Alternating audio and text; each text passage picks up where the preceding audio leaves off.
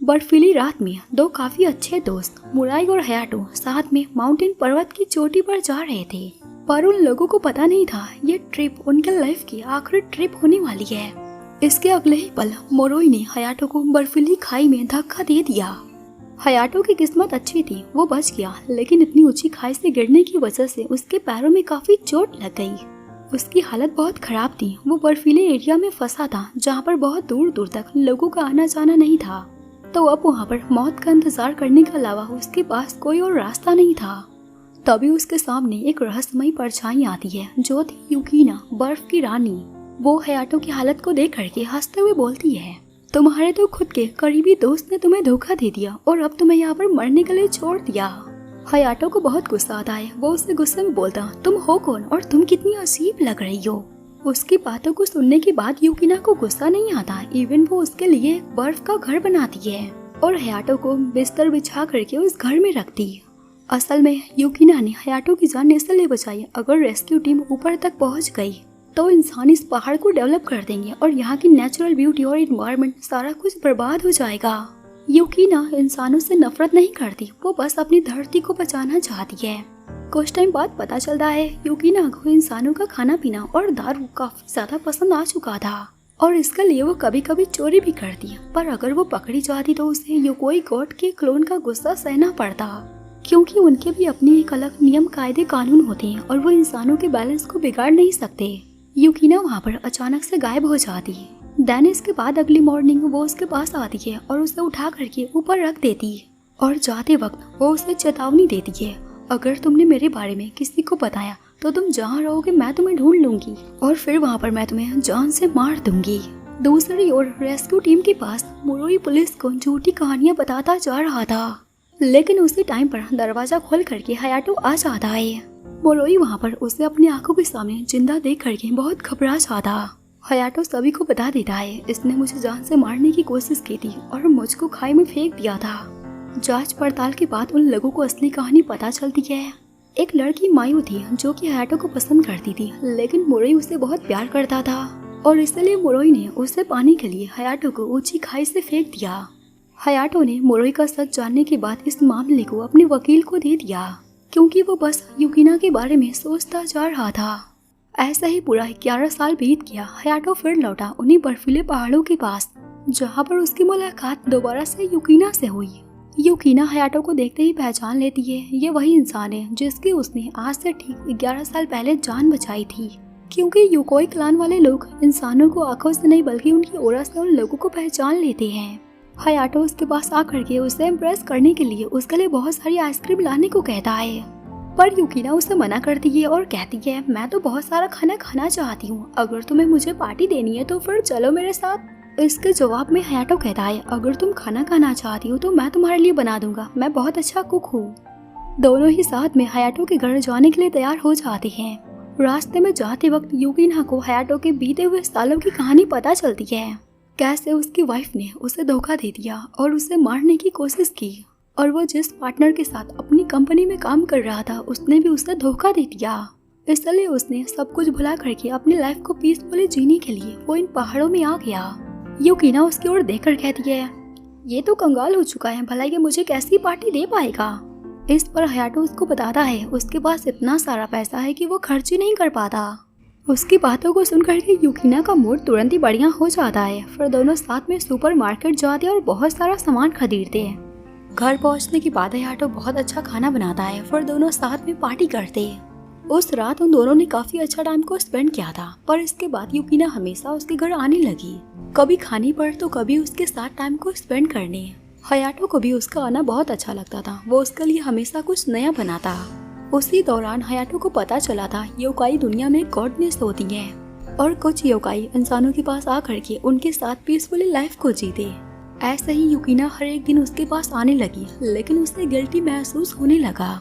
उसने सोचा उसे हयाटो के लिए कुछ करना चाहिए, इसलिए वो उसके पास गई और उसने उसे अपने आप को दे दिया। पर उसकी ऐसी नादानी को देख करके हयाटो समझा, ये भी नादान है, मैं इसके साथ ऐसा बिल्कुल नहीं कर सकता, मैं इसका फायदा नहीं उठा सकता। उसने उसके इस ऑफर को प्यार से मना कर दिया। देन इसके बाद अगली मॉर्निंग दो पुलिस हयाटो के घर आ गए और उन लोगों ने हयाटो को बताया उसकी वाइफ हरुना की हाल ही में मौत हो गई है और उन लोगों को लगता है उसकी मौत का जिम्मेदार हयाटो है। हयाटो के पास अपनी बेगुनाही को साबित करने वाली एक लौती लड़की यूकिना थी, पर वो इंसानों के सामने आ नहीं सकती। यूकिना चाहते हुए भी हयाटो की मदद नहीं कर पाती। वो एक कैट के रूप में आकर के हयाटो के पास बैठ जाती है। फिर पुलिस अपनी कार्रवाई को स्टार्ट कर देता तो हयाटो उन लोगों को अपनी पूरी कहानी बताता है। एक सुबह जब वो अपने ऑफिस के लिए जा रहा था तो उसकी एक्स वाइफ ने उसे पीने के लिए कुछ दे दिया। हयाटो ने बिना कुछ बोले उसे पी लिया। उसे पता नहीं था उसमें स्लीपिंग पिल्स मिली थी। उसने बिना सोचे समझे उसे पी लिया, पर जब वो ऑफिस आया तो उसकी हालत बहुत खराब हो गई। वो वहाँ पर बेहोश हो गया। फिर बाद में एक प्राइवेट डिटेक्टिव के जरिए हयाटो को पता चला हरुना का एक बंदे के साथ अफेयर चल रहा है और उन दोनों का प्लान था हयाटो को मार करके उसकी सारी दौलत को लेकर के यहाँ से गायब हो जाना। और इसलिए उसने ड्रिंक में स्लीपिंग पिल्स मिलाया ताकि वो जाकर के मर जाए और लोगों को लगे कि उसका एक्सीडेंट हो गया है। लेकिन जब उसे ये सब पता चला तो उसने उसके खिलाफ कोई केस नहीं किया, बल्कि उसे डिवोर्स लेने के बाद उसने अपनी आधी दौलत को उसे दे दिया। पुलिस को हयाटो के घर तक पहुंचने का सुराग अरुणा के घर से ही मिला था, क्योंकि मरने से पहले अरुणा ने एक लेटर को लिखा था जिसमें उसने लिखा था उसने हयाटो को मौत के मुंह में ढकेल दिया था। लेकिन फिर भी हयाटो ने पलट करके कोई बदला नहीं लिया, बल्कि आधी दौलत को मेरे नाम कर दिया। और इसी से अरुणा को शक हुआ शायद हयाटो अंदर ही अंदर मुझसे बदला लेना चाहता है। और उसका शक तब गहरा हो गया जब उसे मोरोई के बारे में पता चला था। कुछ महीनों बाद उसकी मौत हो गई उसे धोखा देने के बाद। और अब अरुणा को पूरा यकीन हो गया था एक न एक दिन हयाटो मेरे पास आकर के मुझको भी मार देगा। और पुलिस को जब अरुणा की लाश मिली थी तो उसमें लिखा था हयाटो। कुछ दिनों बाद पुलिस को हयाटो के साथ एक लड़की की सीसीटीवी कैमरे में कुछ फोटोज मिलती है। वो आकर के उसके पास इस बारे में छानबीन करती है। असल में वो लड़की यूकिना थी, क्योंकि हाल फिलहाल में दोनों साथ में टाइम को स्पेंड कर रहे थे। लेकिन हयाटो ये सच्चाई पुलिस को बता नहीं सकता, क्योंकि ये सब तो इंसानों के लिए कुछ मायने ही नहीं रखता। वो उसे अपने साथ लेकर के पुलिस स्टेशन जाते। आगे रात को जब हयाटो लौट करके आता है तो वो देख पाता यूकिना बहुत पहले से ही उसका इंतजार कर रही है। हयाटो यूकिना को बताता है उसने अपनी एक्स वाइफ हरुना को नहीं मारा। उस दिन जब हरुना का मर्डर हुआ था तो मैं तुम्हारे साथ खाना खा रहा था। इस बात को जान करके हयाटो से यूकिना पूछती है क्या उसका चेहरा मुझसे मिलता है। हयाटो उससे झूठ नहीं बोलता, वो उसको पूरी कहानी बता देता है। 11 साल पहले जब मैं तुमसे पहली बार मिला था तो मैं तुम्हें कभी भूल नहीं पाया। मुझे उस दिन तुमसे प्यार हो गया था, लेकिन मैं ये जानता था तुम कभी मेरी हो नहीं पाओगी। इसलिए मैंने हरुना से शादी की, क्योंकि उसका चेहरा तुमसे पूरा मिलता है। और मैंने उसे ये बात क्लियर कर दी थी कि मेरे दिल में तुम्हारे प्रति कोई फीलिंग्स नहीं है।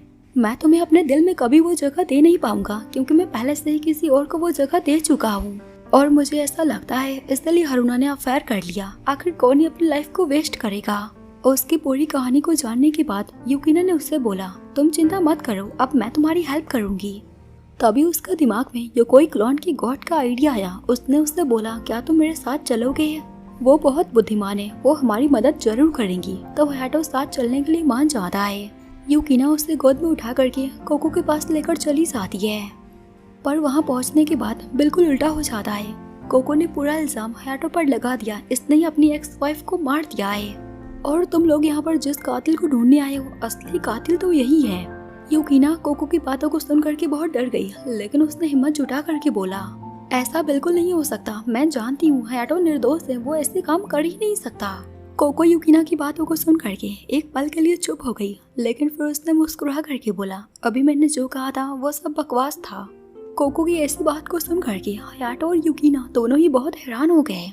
कोको ने हयाटो को बताया मैं बस देखना चाहती थी यूकिना तुमसे कितना प्यार करती है, और मैंने देख लिया वो तुमसे कितना ज्यादा प्यार करती है। वो तो मेरे खिलाफ होने के लिए भी तैयार हो गई थी, और ऐसा सिर्फ वही कर सकता है जो कि अपने प्रेमी से सच्चा प्यार करता हो। फिर कोको उन दोनों को पूरी कहानी बताती है मुझे पहले से ही पता है असली कातिल कौन है। मैंने बहुत पहले अपने कुछ युगाइस को शहर में भेज दिया था, जो कि हर जगह जा करके सुराग ढूंढने का काम कर रहे थे। और उसी दौरान हरुना के घर से पुलिस को वो लेटर मिला था जिसमें हयाटो को दोस्त शामिल किया गया था। पर उस लेटर में ये बात तो क्लियर हो गई थी कि हयाटो कातिल नहीं है। हयाटो इस बात को सुन करके चैन की सांस लेता है, कम से कम अब उसे जेल की हवा तो नहीं खानी पड़ेगी। लेकिन फिर उसने तुरंत ही पूछा आखिर असली कातिल कौन है।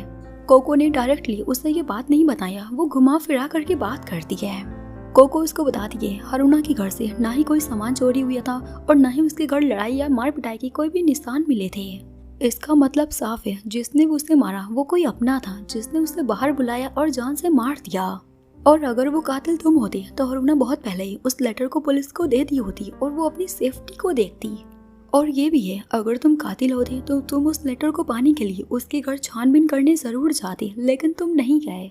अगर तुमने ऐसा किया होता तो जिस बंदे ने उसे मारा था उसका काम पूरा हो जाता। इसका मतलब साफ है, जिसने हारूना को मारा वो बंदा तुमको जानता था और तुम्हें फंसाना चाहता था, फिर जानबूझकर मार भी देना चाहता था। हयाटो उसकी बातों को सुन करके एकदम से हक्का बक्का रह गया, क्योंकि उसके और हारूना की सच्चाई बस 2 लोगों को ही पता थी और वो खुद मैं और हारूना थे। तो फिर आखिर ऐसा कौन है जो कि मुझे मारना चाहता है और फंसाना चाहता है? तो फिर ऐसा कौन था जो कि तुमको जानता था और हारूना को मार करके तुम्हें फंसाना चाहता था? कोको उसे बता दिए, कोई ऐसा इंसान होगा जिसकी मेडिकल कंडीशन ठीक नहीं है और वो तुम्हें हद से ज्यादा पाना चाहता है, या फिर कोई ऐसा होगा जिसको तुम्हारी वजह से बहुत अंदर तकलीफ पहुंची होगी और वो उसका बदला लेना चाहता होगा। और अब इसका मतलब बिल्कुल साफ है, कातिल कोई और नहीं बल्कि तुम्हारा कोई अपना होगा। हयाटो ने एक और बार अपने दिमाग का पूरा यूज किया, उसने पूरा कुछ याद किया।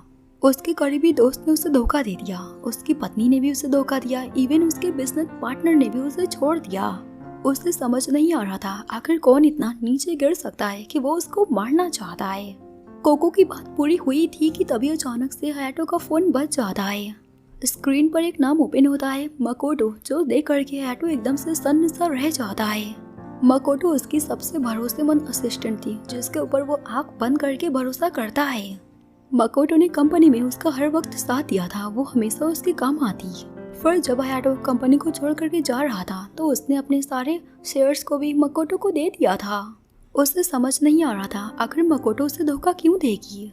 तभी अचानक से उसे मर्डर वाली रात याद आ गई जिस दिन हारूना की मौत हुई थी। उस रात वो युकिना के साथ डिनर कर रहा था। डिनर के टाइम में उसे मकोटो का फोन आया था।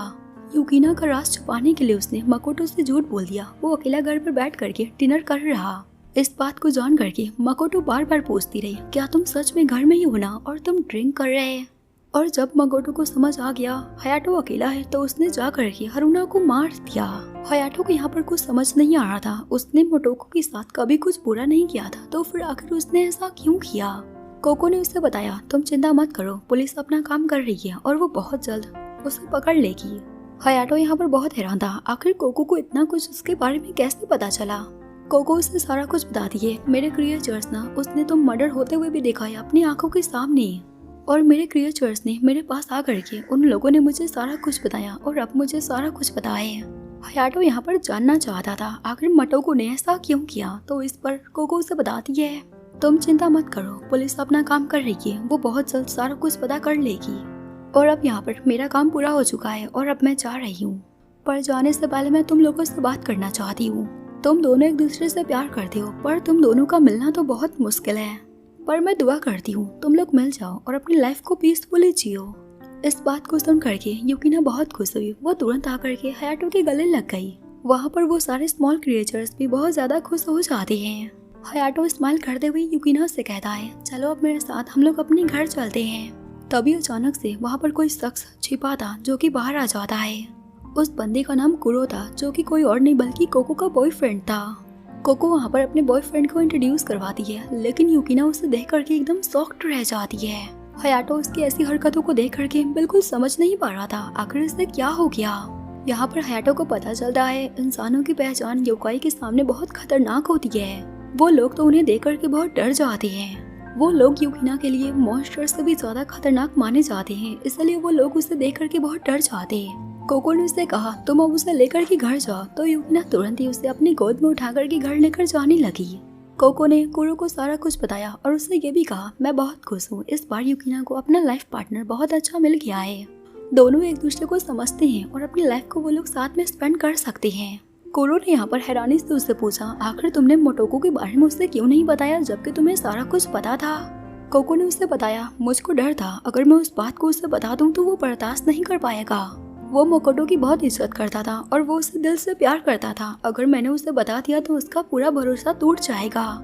उसके साथ पहले से ही बहुत बुरा हुआ है, उसे हर एक मेंबर ने धोखा दिया है और अगर मैंने उसे बता दिया होता कि उसके असिस्टेंट मकोटो ने भी उसे धोखा दिया है तो वो टूट जाता, क्योंकि उस टाइम जब हयाटो ने उस कंपनी को छोड़ा था तो मकोटो भी उसके साथ टाइम को स्पेंड करना चाहती थी, वो भी उस कंपनी को छोड़ना चाहती थी। लेकिन हयाटो ने उसकी बात को नहीं माना और उससे अपने पूरे शेयर्स दे करके वो अकेले ही पर्वतों पर रहने आ गया। मकोटो ने उसकी बात को मान तो लिया था, वो कंपनी में रुक गई, लेकिन वो हर एक दिन उसका इंतजार करती। लेकिन 11 सालों तक उससे कभी भी मैसेज या कॉल नहीं आया था और वो पूरी तरह से टूट गई थी, इसलिए उसने उसे मारने की साजिश की।